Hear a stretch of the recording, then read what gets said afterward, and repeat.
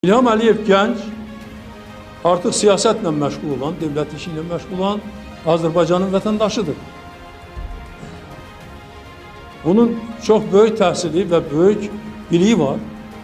Eyni zamanda artıq bu son 5-6 il içərisində də burada Azərbaycanda... Bu video 2003-cü ildə çəkilib. Heydər Əliyev İlham Əliyevi tərifləyə prezident eləmək istədiyi və elədiyi vaxtlardan çəkilən videodur. 23 ildə İlham Əliyevin prezidentliyi bacarmadığını və idarəçiliyi bilmədiyini müşahidə etmiş olduq və gördük ki, yalnız bu insan biznes monopoliyası bilir və bir də ki, korrupsioner məmurlar yetişdirməyi bacarır və sonra narkotiki təbliğ etməyi bacarırlar, insan alverini təbliğ etməyi bacarırlar, psixoloji, diqqətlə qulaq assanız, mən sizə izah edəcəm ki, bu insanlar... Hələ vaxtca mən şəxsən görməmişəm ki, İlham Əliyev hansısa bir məmuru rüşvətxorluğu etdiyinə görə ictimai qınaq yaransın və digər məmurlara da dərs olsun deyə efirdə və cəmiyyət qarşısında hansısa bir məmuru tənqid etməyib və yaxud yəni işdən azad etməyib.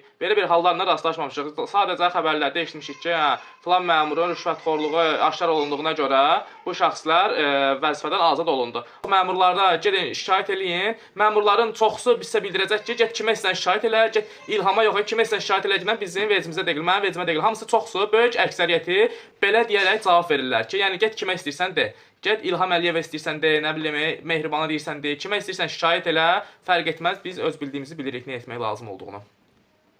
Bu da onu göstərir ki, heç bir məmur İlham Əliyevdən çəkinmir, qorxmur. Ekranda göstərirəm sizə, gəlin baxaq Cənubi Qafqazda 2003-cü ildə və 2025-ci ildə iqtisadi artım barədə fərqə baxağın. Görün, birdən-birə bu qədər fərq ola bilərmi? Sizin də gördüyünüz kimi, diqqətlə baxın, görürsünüz ki, Azərbaycanda 2003-cü ildə iqtisadi artım necə olub? Cənubi Qafqazla Ermənistan, Gürcüstan ölkələri arasında və 2025-ci ildə.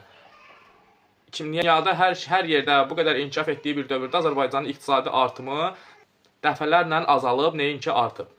İnsanları psixoloji olaraq elə bir yönləndirirlər ki, siz də açıb insan psixologiyasını oxusaz, biləcəksiniz ki, bunlar niyə bu tədbirləri görürlər? Baxsaq, hər bir rayonda görəcəyik ki, polis rəisləri məktəblərə gedərək narkotika yox deyən bir şüarı altında tədbir keçirdirlər. Bu tədbirin əslində böyük bir pərdə arxası var. İnsanları çünki psixoloji olaraq, əgər bir şeyə yox desək, o insanda avtomatik beynində şuuraltı maraq yaranır ki, görürsən, əgər həmən maddə haqqında, həmən bir hərəkət haqqında heç bir şey məlumatı yoxdursa, həmən şey haqqında artıq məlumatlandırılmış olur bir tərəfdən, bir yöndən və bir tərəfdən də artıq şuuraltı o insanda düşünür ki, mən bunu maraqlanıb görüm bu nədir beləsinə ki, niyə mən